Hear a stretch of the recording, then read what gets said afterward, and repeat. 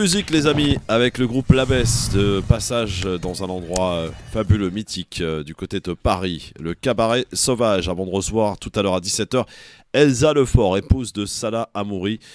Un prix lui sera remis. Bon, le problème c'est qu'il est en prison, vous le savez, incarcéré de manière arbitraire. Du coup c'est son épouse Elsa Lefort qui sera avec nous dans quelques instants sur France Maghreb 2 pour nous parler de ce prix qui lui sera remis par une fédération ACAC évidemment tout à l'heure. Pour en parler, merci de rester avec nous sur votre radio France Maghreb 2. Mon Farid qui suit les matchs, je te vois, hein, je te suis, puisque les matchs sont en ce moment, hein, bien entendu. Nadia qui s'en fout, elle a raison, non, hein, elle se réfère uniquement à la victoire du Maroc, elle a raison, hein, Nadia. Et je l'ai pas vu le match. Quoi ? On a entendu parler parce que j'entendais les gens hurler dans la maison et j'ai cru que c'était un tremblement de terre. Mais bon. T'as cru qu'ils avaient gagné la Coupe du Monde ou qu'ils avaient inventé un médicament, c'est ça ? Pratiquement, oui. Tu dis ça avec ironie, mon cher Farid ? Complètement. Ouais. Ça te dépasse tout ça ? Franchement, je suis très content que les gens gagnent et que ça apporte du bonheur. Mais franchement, il faut raison garder quand même. Hein. Ouais, bah, c'est bien quand même d'avoir battu la Belgique, c'est pas n'importe quoi. Sportivement, c'est même très très bien. Ouais.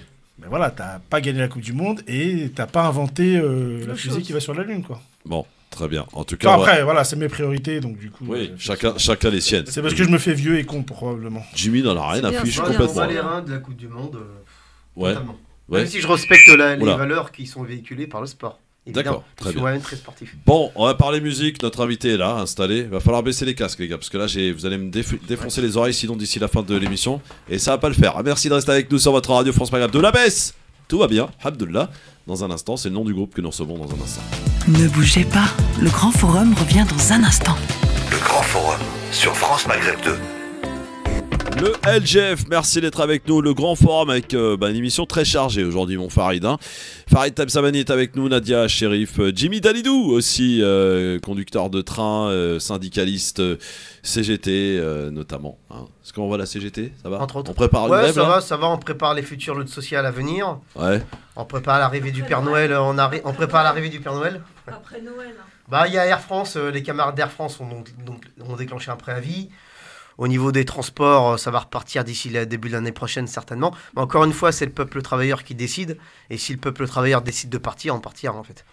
Bon, très bien. Il y a la réforme de retraite qui approche à grands pas. Et puis vous avez augmenté, enfin pas vous, hein, mais il y a eu l'augmentation du prix des transports en commun. Ça, c'est pas nous. Mais oui. c'est inadmissible. Vous, on en a parlé hier sur Beurre FM. On en parlera tout à l'heure. Mais effectivement, c'est inadmissible. On en parlera tout à l'heure, puisque Emmanuel Macron s'est réveillé avec une idée de génie.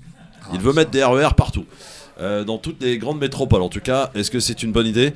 Pour l'instant vous êtes que 20% à dire oui. Sur Twitter, le Grand Forum FM2, on en parlera. Pour l'heure, on va parler musique. Et nous sommes avec Nedjim. Bonjour. Bonjour, bonjour. Bonjour et bienvenue, comment ça va ? Ça va, alhamdoulilah, et vous ? Le groupe L'Abbesse, qui existe depuis un petit moment, hein, Nedjim, L'Abbesse. Ça fait un petit moment, oui, effectivement. Ça va faire quasiment 18 ans que ça existe. Ah oui. D'accord. Et donc de passage au Cabaret Sauvage ce vendredi 2 décembre, est-ce que tu peux nous expliquer un petit peu comment est né ce groupe, Nedjim ? Il a démarré du métro de Montréal, du coup j'ai fait mes preuves un peu là-bas et j'ai monté mon premier groupe donc toujours à Montréal. J'ai fait 2 albums là-bas et puis après j'ai commencé à... pendant aussi je commençais à vadrouiller un peu à travers le monde. Et du coup, après, j'ai remonté un groupe. En fait, L'Abbesse, c'est une aventure musicale, donc j'ai toujours utilisé le nom, L'Abbesse. Et après, et pourquoi L'Abbesse d'ailleurs ? Il y a une chanson marocaine qui s'appelle Ya L'Abbesse, et la mère de mon enfant, à l'époque, je chantais cette chanson-là. Elle m'a dit L'Abbesse, ça pourrait être un joli. Ouais. Voilà, et du coup, c'est resté. C'est resté. Voilà. Et vous êtes imprégné dans ce groupe de différentes musiques à travers le monde ? Effectivement, donc il y a Ou est-ce qu'on peut dire quand même que c'est vraiment une sonorité un peu chabi à la base ? Le chabi, il m'a jamais quitté parce que j'ai grandi à Alger jusqu'à mes 18 ans. Ouais. Après, en fait, il y a 2 racines qui m'ont vachement parlé. C'est la racine des gens du voyage et la racine africaine. Et par la force des choses... Mais en fait, j'ai pas calculé, quoi. J'ai toujours adoré le flamenco et tout ce qui est gnawa et ces musiques-là. Et en arrivant à Montréal, j'ai rencontré des gens d'un peu partout aussi, d'Haïti, des îles, de Cuba, de Colombie. Et c'est ce qui fait un peu votre influence. Exactement, et j'ai vécu aussi en Colombie 1 an et demi, donc j'ai monté aussi un groupe là-bas. Et puis j'ai essayé de mélanger, toujours comme une recette de cuisine, les épices qu'il fallait.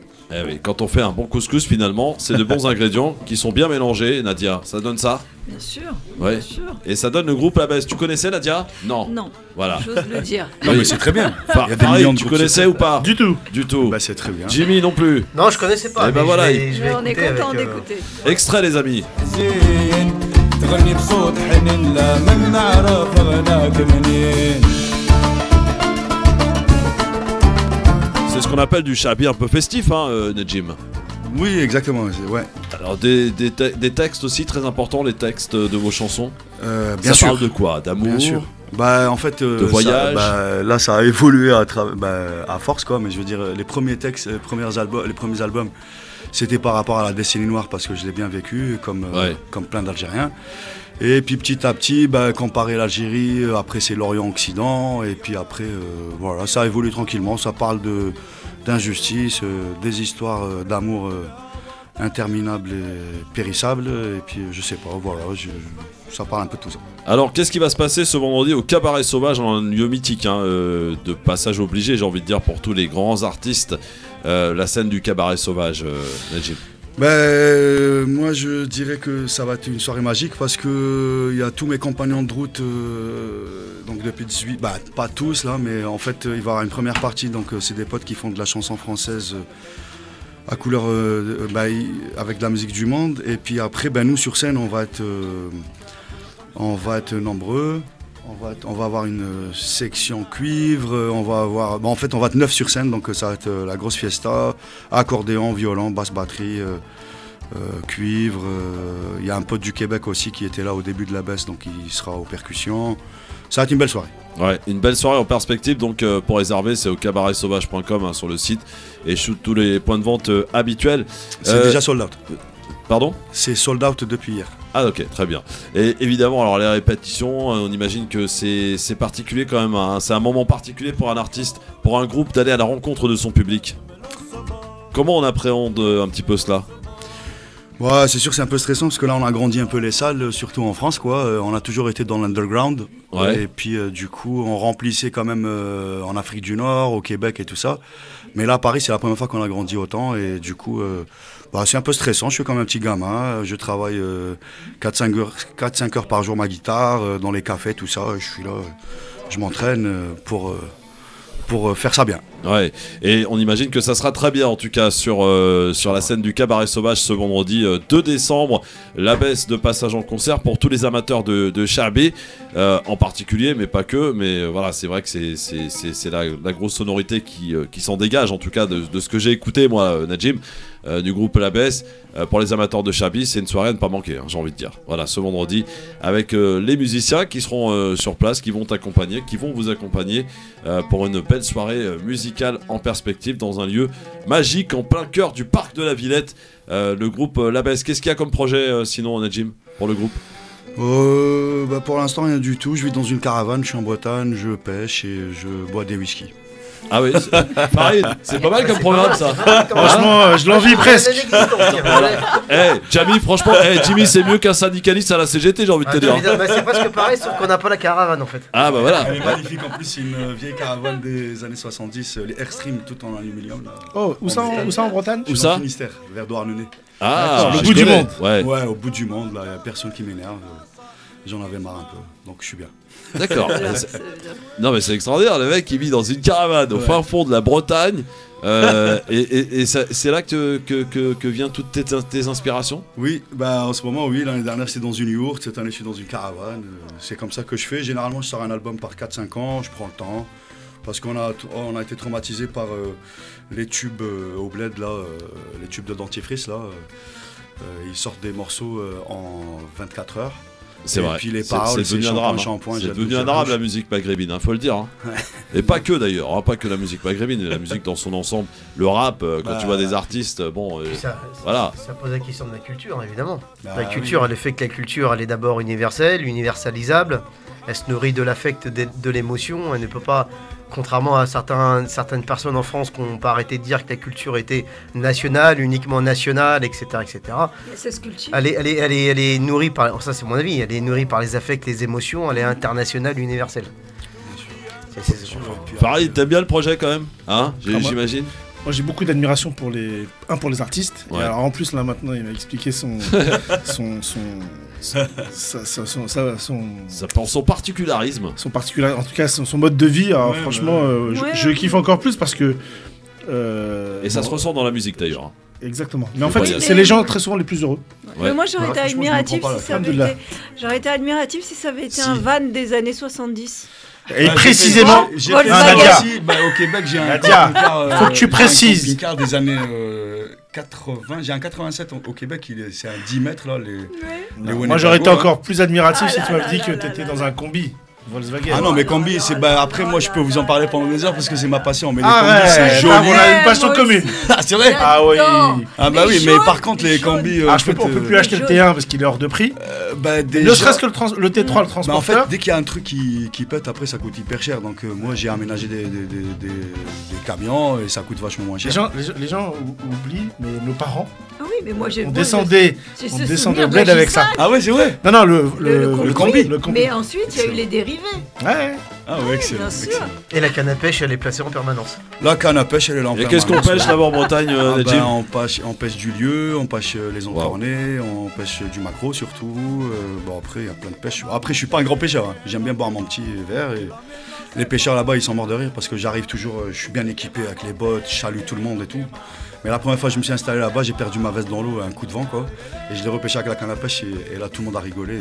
C'est mieux parce qu'à l'Elysée, on pêche plutôt des requins là-bas. Merci beaucoup Jimmy pour cette blagounette. Alors, la baisse évidemment, ça donne ça, c'est aussi ça, écoutez.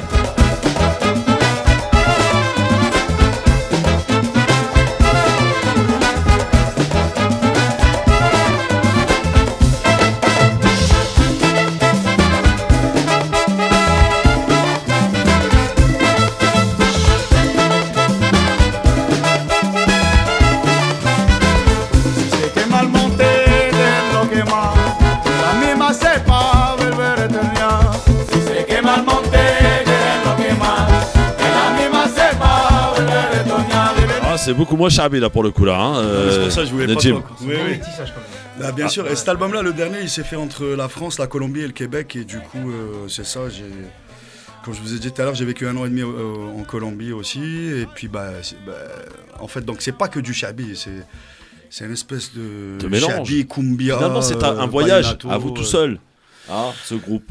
C'est ce que j'essaye de faire, mais sans prise de tête. Et puis, c'est de la musique monde alors. Bien sûr, c'est la musique du monde. Ça chante ça chante arabe, français, espagnol. Et puis sur le dernier, j'ai fait un hommage aussi à Leonard Cohen. Et donc il y a un seul couplet en anglais. Je pourrais le faire à un moment donné, mais je suis plutôt francophone pour l'instant.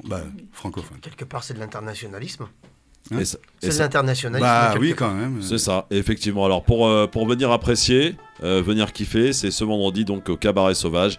Ce vendredi 2 décembre pour se réchauffer alors que le froid s'installe sur Paris, l'occasion d'aller se réchauffer dans une belle salle, dans un bel endroit en compagnie de véritables artistes, des artistes finalement que vous n'entendez pas forcément à la radio, mais c'est pas ce que vous recherchez, je pense. C'est pas votre public, non? Hein, Najib? Si jamais ça s'agrandit, c'est bien, mais après nous on a bien fait notre truc à notre rythme. En plus je suis pas trop dans le marketing et dans les machins, parce que sur le dernier disque, il y a des guitares de Manu Chao. Je sais pas, j'ai été chez John Baez en Californie. Je lui chantais mes chansons pendant qu'elle dansait et tout ça. Mais bon, j'ai l'impression que le CV, ça fait augmenter un peu l'ego. Et le but, c'est de le détruire avant d'arriver quelque part. Qu'est-ce qu'on peut te souhaiter, Najim, pour le groupe, pour toi? L'accomplissement et la réalisation. Et puis, de bonnes répètes pour le concert de vendredi? Surtout beaucoup d'apéros. Très bien, kiffe bien en tout cas et merci de ton passage. Je rappelle donc au Cabaret Sauvage ce vendredi 2 décembre. C'est à quelle heure? 19h, c'est ça? À partir de 19h. À partir de 19h, première partie. Évidemment, les amis et copains du groupe La Baisse et puis le groupe La Baisse qui va vous enflammer tout au long d'une belle et riche soirée. À très bientôt Najim et bonne route. Merci beaucoup pour l'invitation. Dans ta caravane, on viendra faire un petit tour avec Farid, pêcher un peu du lieu en Bretagne. Avec plaisir. Voilà, super. On emmènera Jimmy aussi avec ses revendications syndicalistes. Exactement. Merci beaucoup, à bientôt.